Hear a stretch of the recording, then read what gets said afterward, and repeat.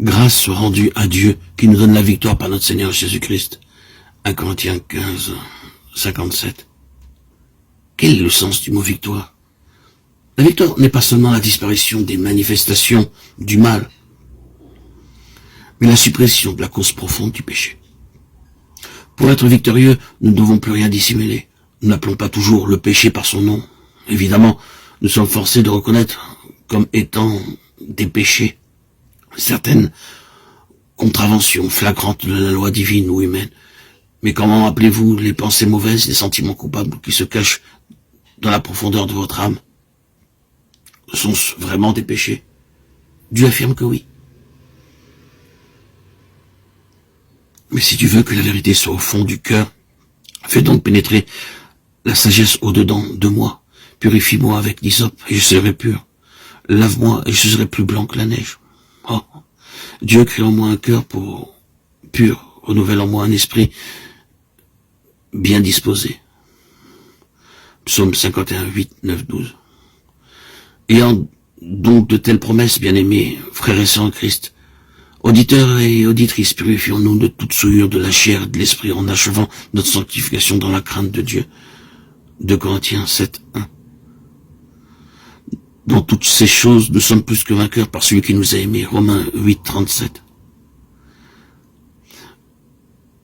Vous aviez l'habitude de vous mettre en colère? Maintenant, vous savez contrôler extérieurement au moins ces accès de violence. Mais vous éprouvez encore une grande irritation intérieure et du ressentiment. Est-ce la véritable victoire? Quelqu'un vous dit une parole méchante ou injuste. Vous ne répondez rien et apparemment, restez calme. Mais au fond, vous êtes fâché et vous vous dites, j'aimerais bien pouvoir lui dire ce que je pense. Est-ce là la délivrance du péché? Une jeune fille de 16 ans vint à une de nos réunions où nous parlions de la victoire complète sur le péché. Elle vivait avec une tante d'humeur difficile qui la grondait toujours. La jeune fille rentrait souvent très tard du lycée. Et lorsque sa tante la reprenait, un peu sévèrement peut-être, elle répondait impoliment. Elle quitta la réunion résolue de rentrer toujours à l'heure et de ne plus répliquer. Elle fit part de ses résolutions à sa tante, qui resta sceptique. Quelques jours après, la jeune fille rentra de nouveau en retard. Sa tante lui dit avec quelque ironie, « Et tes bonnes résolutions ?» La jeune fille ne répondit rien.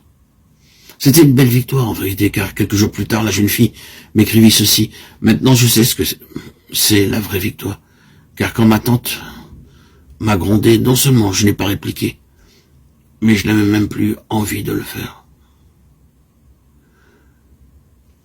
Quelqu'un vous a fait un tort, vous ne dites rien, vous ne cherchez pas à vous venger, mais au fond, vous en voulez à cette personne, et s'il lui arrive malheur, vous n'en êtes pas trop fâché.